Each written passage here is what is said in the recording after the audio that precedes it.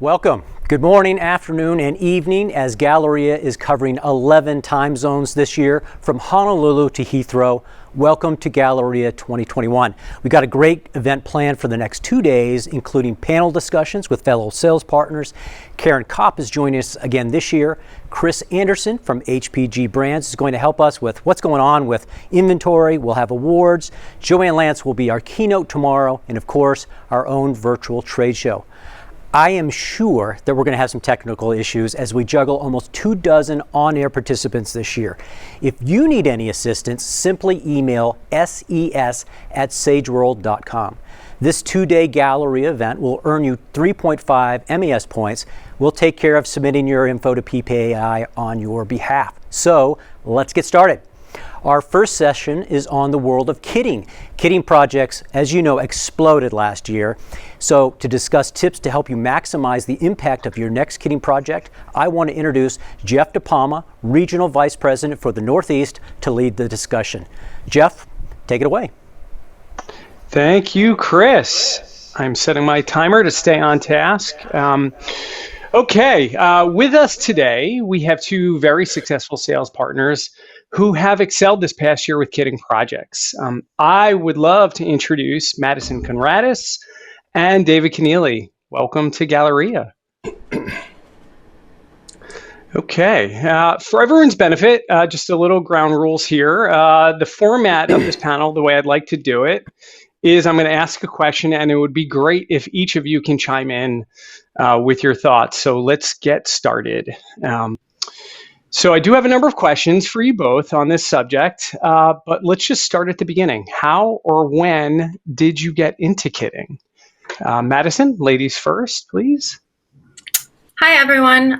So I really started doing kits for my own personal self-promo use in the beginning.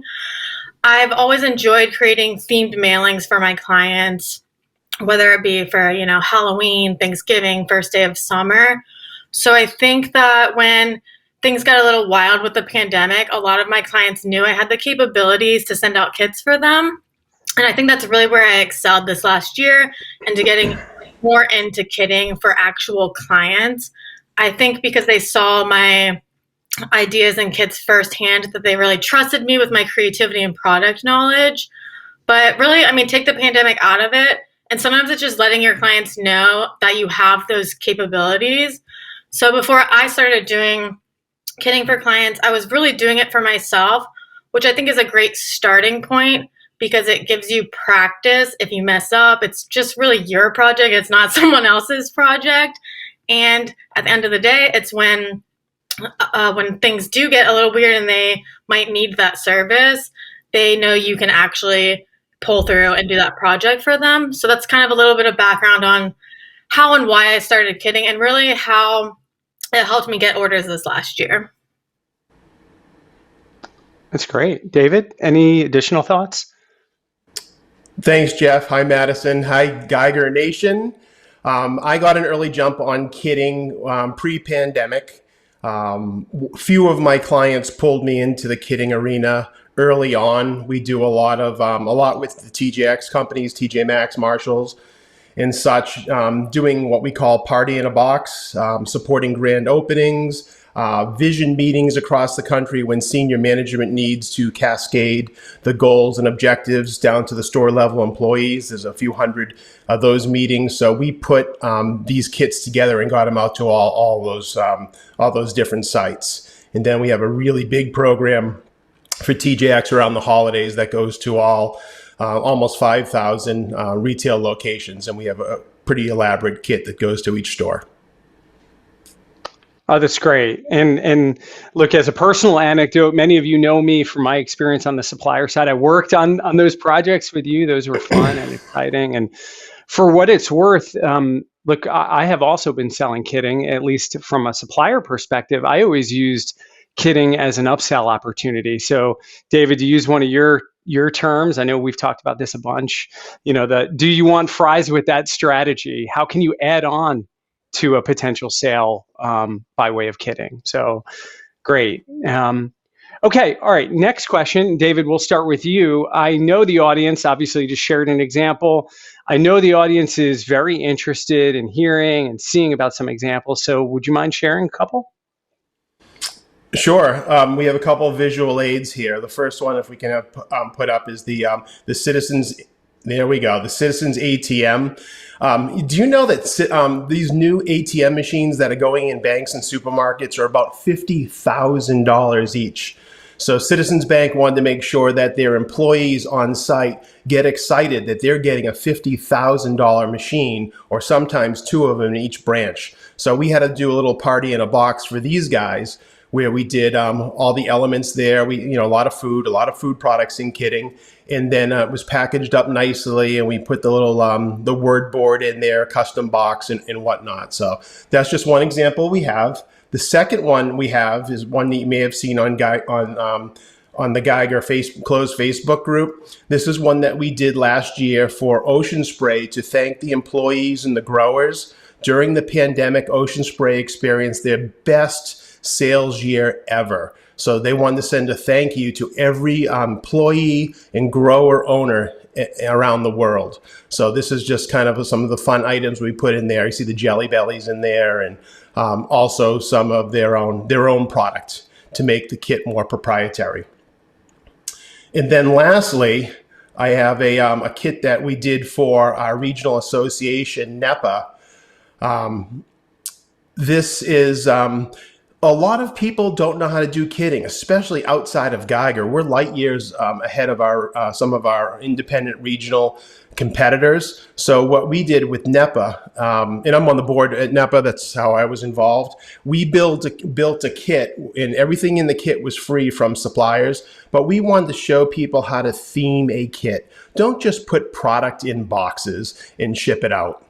We wanted to show them how to really curate it, make it look good, and do great branding and graphics and whatnot. And for a lot of distributors, their history with kitting may have been when they paid $50 or $100 for that kit that PPAI sent out for the January show. I paid $100, and it was probably the worst kit I've ever seen in my life. And then if any of you participated in LDW last week, they sent out an equally as bad box there. So as far as a leader in the industry, they don't get it yet. So sometimes you got to show people. So that's why we did the NEPA kit. And lastly, I want to share with you and you'll see this throughout the presentation. Go back to the screen if you could. The pro tip. And my pro tip for this question is, don't just include a letter into the kit, because letters can get all crinkled and crumply and the presentation's poor. What we like to do is use 1 10-pound cardstock. And so it's more of a placard that when you open it, now we can show the picture. It will have a better presentation when it comes out of the box. So it's not really a kit. This was more of a drop ship product out of Midnight Snacks. But Citizens Bank wanted a little bit of a viral effect there. So people posted this stuff on social media. And when I ever saw the picture, look at that letter. It's all crinkled up. Horrible presentation. So that's where the key learning came in, to use cards. So generally speaking, I do a 5x7 card on 1 10-pound cardstock. That's your pro tip. That's awesome. That is so great. And look, if time allows, I would love to peel back those other examples that you shared that weren't great, like what LDW did and some of the other, like the PPAI example, just so that we can all learn from other examples of what not to do. But let's save that. Madison, love to see what you got. Hi, yeah, those were great examples, David. He's amazing at kitting. So my first example, it's going to be that image one that's going to pop on your screen here in a little bit. This is my Florida Tech graduation kit. This is a project I had a lot of success this past year with, and I think it's probably the reason I'm standing up here right now talking about kitting.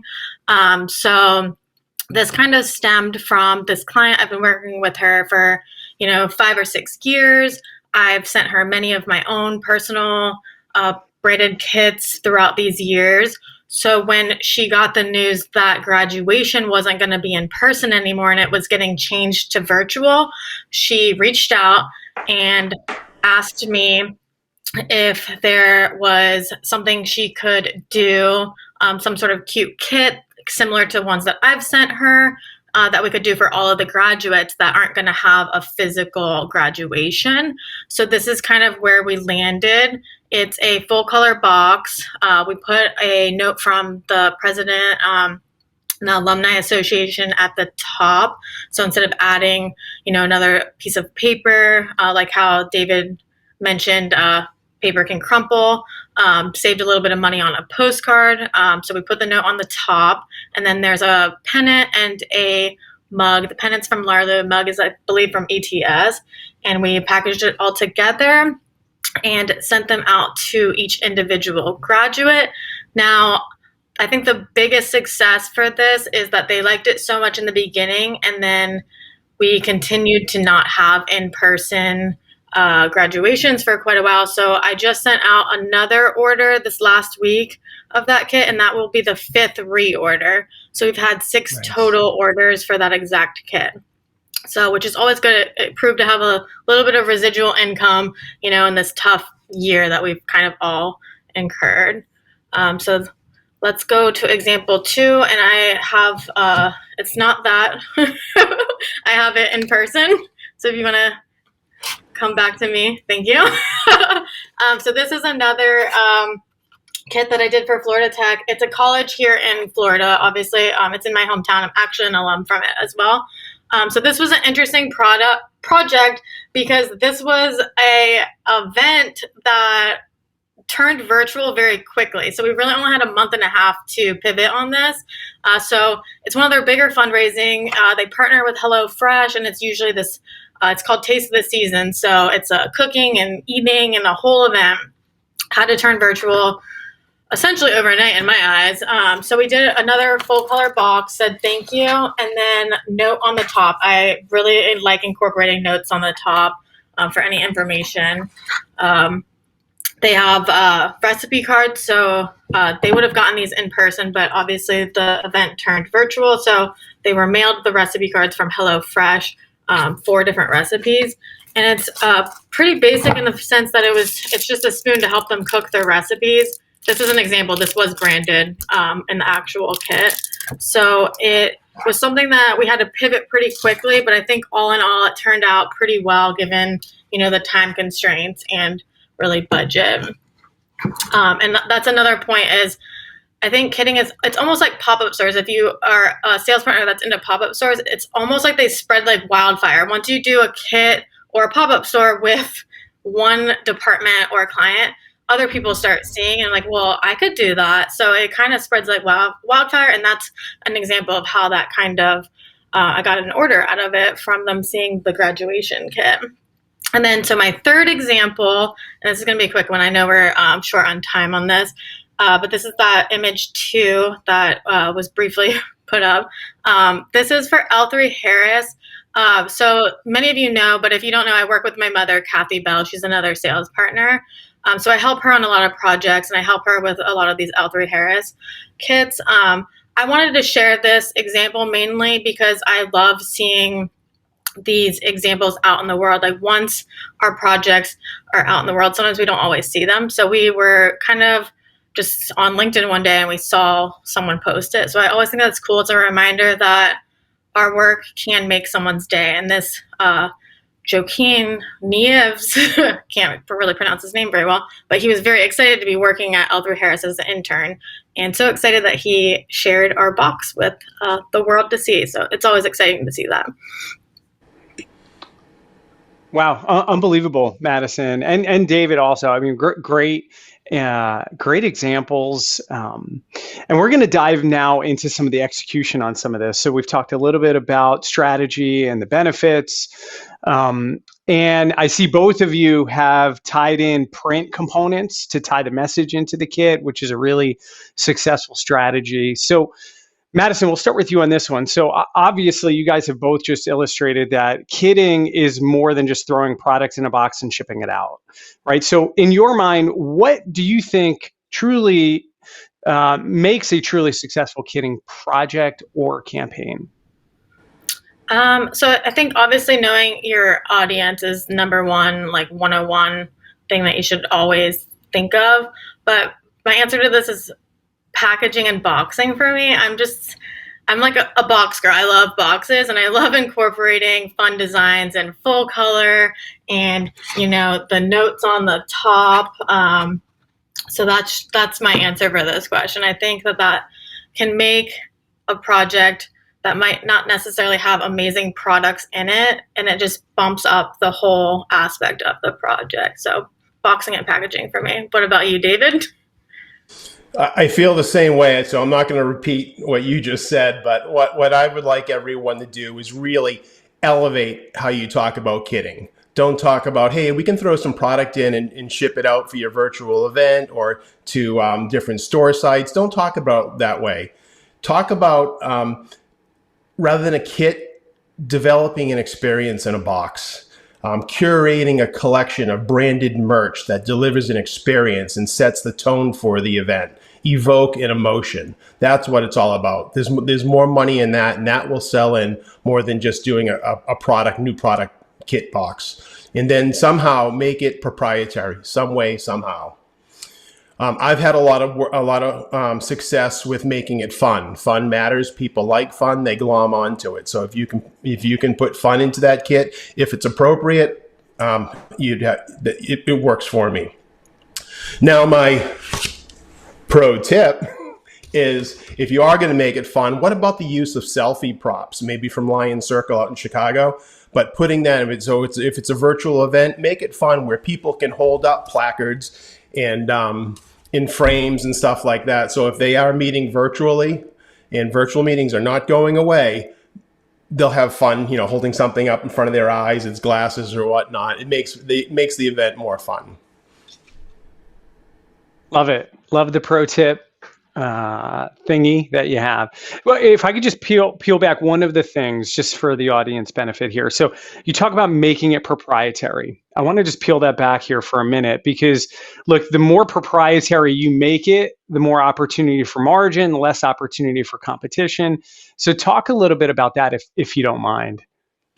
Well, sometimes that means incorporating some product into the kit that is given to you by the customer. So for instance, for the ocean sprays you saw, they have cranberry seeds as part of the packaging, which are really, really good for you health-wise, but it's really hard to find at retail. So, and it's going to be a new product for them. So that product was in there. But what I mean by proprietary is, the concept, the kit will work for ocean spray, but if it was another cranberry company, it may not be the right fit. So how do you make it perfectly curated so it reflects Ocean Spray's core values and what they're all about, but not their competition? Yeah, got it. And sometimes it's just a different level of customization with a product. So for a hat, rather than just put a baseball cap in, here's one from a head that I love because it's not just embroidered, it's an applique, but the way it's tacked on, it looks like it's just tacked on in the corners. It's actually sewn on, but look at the detail. That's gorgeous. This would be a nice centerpiece to a wonderful kitting project. Yeah, beautiful. Love it. Okay. All right. So we're going to dive into now the pre-sale side of kitting, and we're going to talk about quoting, right? So I get questions all the time, at least from the Northeast region, as it relates to the sales process and particularly quoting. And as you both know, it could be a bit more complex than a traditional dropship order, as you really need to have an understanding of all the contents that are going to go inside the box so that you can accurately firm up the packaging, you can get an accurate kitting quote. Yet oftentimes early in the process, customers don't know what is going to go in the box yet, and they're pushing you for ideas. So how do you manage, and David, we'll start with you, how do you manage the quoting process when customers don't have a locked-in set of products they want to include? Well, if you want to do it the judicial, correct way, listen to Madison, listen to Amanda Mason. They have the process down. You know, they're measuring stuff. They're great. Me, I'm spatially gifted. I don't have a lot of talents, but one thing I'm really good on is estimating sizes and quantities and weights. And I totally shoot from the hip on this stuff. I don't measure, I look at the measurements, but I don't measure it out and make it all up and put it in a box. I shoot from the hip. There's a lot of educated guessing involved. And I kind of wing it. I pad it just in case I'm wrong, so I don't lose money. But and the more kitting I do, the easier it is to estimate. But to date, I think I've done like 40, 49, 50 kits. And so far, all of my stuff has fit in the box and it's looked nice shipping out. So I have a decent track record. But one thing you have to take for an example, if you're gonna put a bottle in there, you got to think about, how do you want this bottle to arrive in the kit? Is it going to lay in the kit just like this, or is it going to be in the box? Well, if it's going to be in the box, your dimensions are going to be larger than just putting the actual bottle in. And another thing to consider is a lot of your suppliers are shipping the cap separately in the box than the drink vessel.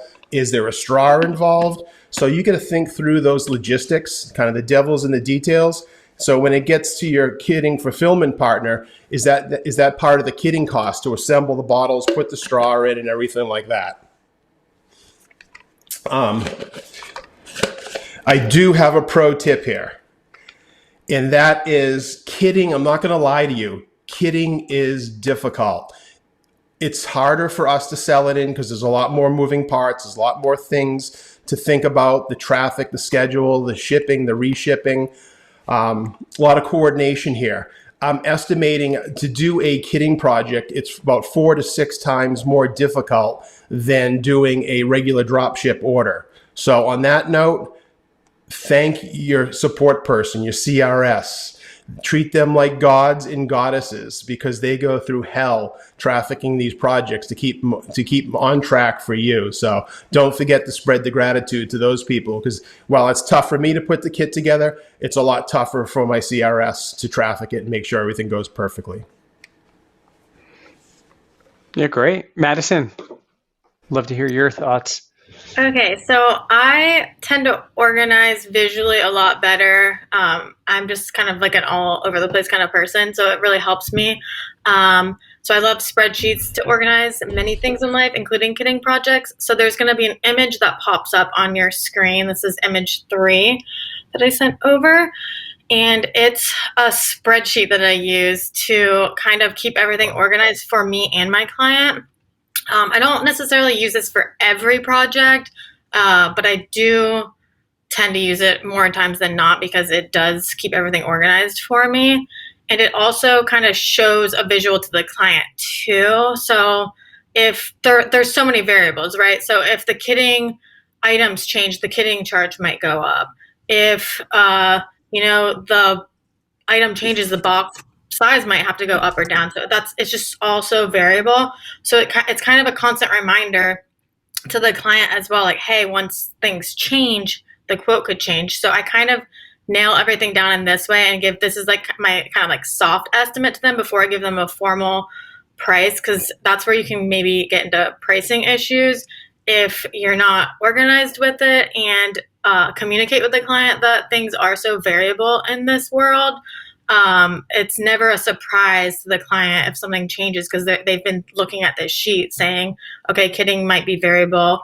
If I add a product, the box that we chose now fits those products now, but if we change the product, I might need to change the box size, which could change the price. So this is really how I get to my pricing. I'm not sure it will work for everyone, but it works for me. So I wanted to kind of show a pro tip, like David likes to say, for anyone willing to try something different with the pricing.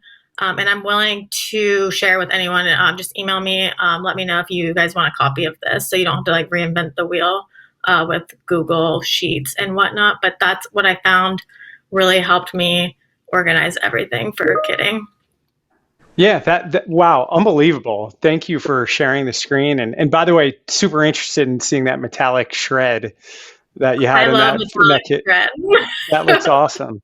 So I guess, Madison, if I can ask a follow-up question. So It sounds like, at least in the pre-sale quoting side of it, you're upfront telling your customers, like, look, these are the contents. This is what kind of it boils down to in terms of a kitting and a per unit cost. But changes relative to the contents are going to affect other prices like the kitting. So you're upfront, you have that discussion and everything. Yeah, I try to be as upfront as possible. I'm just not the best for being in sales. I'm just awkward when it comes to money and changing things. So I like to say it up front before. I don't want people to think that I'm like trying to slide in extra money. And a lot of people, this has been a new process for them because they might not have had to even think about individually mailing kits to people before the pandemic. And it's a learning curve for them too. So I try to just be upfront and, honest with everything I can be, even though, as we all know, there's so many variables with the pricing, right. But I don't think it should scare anyone off. And I think, like, at the end of the day, like, honesty and being upfront about things works for most people. It's, being human. Yeah. And look, the quoting, at least on the kitting side, is all labor, right? To David's point, do you need to take a cap to a drinkware and assemble it prior to putting in a kit? How are you putting it in, etc.? Awesome stuff. All right, so moving on. And Madison, you're first for this question, and we only have 2 more questions here. So, piggybacking off of the metallic shrink wrap and some of the awesome packaging images that you have shared, any packaging ideas that you've seen, used, heard about that really set your projects and campaigns apart? Yeah, so I'm going to stress the full color box thing again. I know I'm being super repetitive, but that's just what I love to do. I just think it kind of gives the wow factor, using that inside box. Obviously, like, the color of the metallic thread, I think kind of with that project gave, a celebratory, like, hey, you're graduating kind of feel. So little things like that kind of can make a kit perfect in my eyes. So packaging, boxes. Yeah, perfect. David, anything to add? Well, I would like to chime in on something that Madison said, because I'm a big believer in the full color box inside and out when the client can afford it. But for the most part, our industry is well over a year into this kitting thing, and you have to kind of do something better than we did a year ago. So the full color box, that's the way to go. Some of our production partners, they're doing a kit, and then for the 25-cent upcharge, you can put a little sticker in the corner. That was great 12, 16 months ago, but now the expectation is to do better. We've evolved in this industry. So the full color box, Madison, way to go. Right. One little idea that I liked is themed shape confetti. So first I'll say that in some of your larger kitting projects, you can do die cut cardboard to keep all the products in place. You can do lasered out foam to keep it in place. That tends to be a little bit more expensive, and you have to do larger kit projects to do that kind of stuff. I'm kind of the king of, like, a short order cook. I'm using a lot of PMS, well, not PMS match, but brand appropriate paper shred. So that's usually what I'm using. So I'm doing a lot of kits. I'm not spending 3 months putting one kit together. But one way to kind of dress up just the regular shred is to do theme shape confetti, and have the people doing your kitting just sprinkle the confetti on top of the package, and as it ships, that confetti will settle in. Some will be on the top, some will be on the bottom. But if you have, just to give you a bad example, if you have an event where it's a fire truck theme or something, and you find, Google fire truck confetti on the web, and you can buy some of this stuff, sprinkle it in, and it just makes it more festive when you open it up. And there's little fire trucks all over it, if it's for the Boston Fire Department or something, One product that I have here is I did a kit for NEPA, our regional association up here, New England promotional products. We did this like 4 years ago, and we still use it. So every distributor or supplier that joins NEPA gets a kit. We wanted people to get the warm fuzzies when they join NEPA, and we also wanted to know that NEPA isn't just about trade shows. It's about there's other value to it. But one learning here when I pulled this out is I use the cardstock, but whenever you can do custom shapes, it's just so much more impactful. So rather than get a letter in this kit, we had custom shapes, what the organization's all about. So it just makes it more fun, and people tend to read it more or hold on to it for a little bit longer. Amazing. Yeah, I love it. Love all the anecdotes. Love the pro tip too of the shaped cards as opposed to just, standard 8.5 by 11 or whatever size. Yeah, amazing. So I'm gonna move on here to the last question, and I'm gonna use your words, David. So you're first with this one. In your last answer, you said do better, set yourself apart. In regards at least to the full color packaging. So, what advice beyond that, or maybe you could expand on this? What advice would you share with someone who's just starting a kitting project? Oh, and there's my 30-minute timer. So let's try to be fast. My advice to other Geiger independent sales partners is if you're not in the game, get in the game, because kitting isn't going away. Number two, kitting projects. So a lot of times we don't micromanage all of our orders. Kitting projects are something you're going to have to micromanage. As I said before, the devil is in the details. Triple check everything. Get photographs from the people doing the kitting as the first one rolls off the line, and just make sure everything's in writing and very detailed, because the smallest error can make the kitting project go south. Also, there's a lot of money to be made in kitting. Let's just say you were doing a typical drop ship item that was $10. So what are we going to make, $2 on that? But if you're going to upcharge the actual kitting and upcharge the drop ship, you could actually make $6 on every one of those items that goes out in a kit versus the $2 you were going to make if you just sold the product. So it can be very profitable. And I get about 2 calls or emails a week from Geiger sales partners asking questions about kitting. And you can just make so much more money. And how much do you mark it up? Anywhere from, I'd say, a low of 25% to a high of about 45. I probably average about 38 points on kitting services. So there is money to be made, even if you use, oh my God, Madison, help me out. The name of the company, the box company. U-printing. No, the other Box one. Up. The Box chest. Up. Everyone, thank you, Madison. Everyone's nervous that, oh my God, Box Up sells direct. And the client doesn't have to know we're buying them from Box Up. So forget about that $10 mark, 10% markup. You can mark it up 40 points. I do. They're not going to know it's from Box Up. And they don't have time to go find Box Up on the internet and do it themselves. So given that this is a bonus round, I'm going to give you 2 pro tips. One is always get a product shot. If you're using Geiger kitting, you can ask them to send it over to marketing, and they do a beauty shot. You guys have seen some of the ones that I've posted online.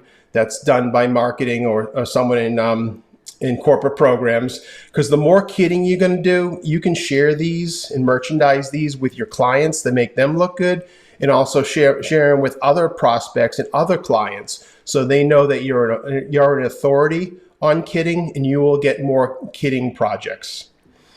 Last pro tip for today is Geiger kitting is the bomb. Honestly, I know we had a lot of adversity, and it was the perfect storm last year, but they're killing it this year. So if you went away from them, give them another try. They've been buttoned up, and they've been doing a phenomenal job. So after that bombshell, check this one out. Hit Promo does a phenomenal job at kitting and drop ships. Go figure. I know a lot of you guys run from them, but they've been absolutely awesome for me. And then the one secret squirrel tidbit here is the best supplier in the industry that does kitting and drop ships is the Chocolate Inn Lanco, now known as NC Custom. Absolutely amazing. They do all of my product that goes to 5,000 TJX locations. Knock on wood, never had a problem. They nail it every single time. Give them a try. Wow, amazing. Thank you. Madison, what would you like to add? Awesome. Those were great tips, David. I know we're running short on time, so I'll be quick. My number one tip is make sure you have the right box size. Quick little story. Little Kathy Bell, I know she's listening right now. My mother that I work with, she got box dimensions. It's Turvis tumbler. I'm drinking out of one right now. They sent the tumbler dimensions, but not the lid dimensions when they sent it. So when she got a box for a kitting order, the tumbler would not fit into the box. I always recommend, if you have time, bring in the samples, do the whole box before you order them all. Sometimes we don't have the time. I have been known to grab my craft paper and draw specs of boxes and be using tape and kind of making sure items can fit if that's the last opportunity to get the order in time. But I cannot stress enough, make sure your box size is correct. And sometimes the dimensions on the website might not be exact on the suppliers. So you just have to be very careful with that, because that error is money out of your pocket, the sales partner. So, and Geiger, of course. So that's my pro tip for someone getting into kitting. Amazing. Yes. Amazing. Well, guys, I can't thank you enough. We could occupy so much more time. I know it. I'd love picking your brains. So I do want to thank you for sharing your thoughts today. They were outstanding, speaking on behalf of all of Geiger Nation. So thank you. And I know there are plenty of ideas that other sales partners can take advantage, for their next kitting project now that they've heard it. So thank you again. Next, I would like to introduce Dawn Ruler, who's our Regional Vice President for the Midwest region, to present our first recognition spotlight.